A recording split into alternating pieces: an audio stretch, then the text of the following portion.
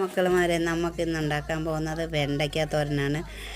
നമ്മൾ ചെറുതായിട്ട് അരിഞ്ഞ് വെച്ചിട്ടുണ്ട് വെണ്ടയ്ക്ക തോരൻ. എന്നിട്ട് നമ്മൾ തവ അടുപ്പിൽ വെച്ചതിന് ശേഷം വെളിച്ചെണ്ണ ഒഴിച്ച് കടുക് ഇട്ട് രണ്ട് മൂന്ന് അല്ലി വെളുത്തുള്ളി തോലോടുകൂടി കഴുകി തോലോടുകൂടി ചതച്ചിടുക. എന്നിട്ട് നമ്മൾ 2 വറ്റൽമുളക് ഇട്ട് കൊടുക്കുക. വറ്റൽമുളക് ഇട്ടതിന് ശേഷം കരിയാപ്പില ഇട്ട് പച്ചമുളക് ഇട്ട് ഒരു സവാള നമ്മൾ നീളത്തെ കീറി അരിഞ്ഞാണ്. അത് നല്ല വൃത്തിയായിട്ട് വാടണം. വാടിക്കഴിയുമ്പോഴത്തേക്ക് നമ്മൾ അതിലേക്ക് 2 പച്ചമുളക് ഇട്ട് അതിനകത്തൊക്കെ നമ്മൾ ഉപ്പ് ഇട്ട് നല്ലോണം വാടണം.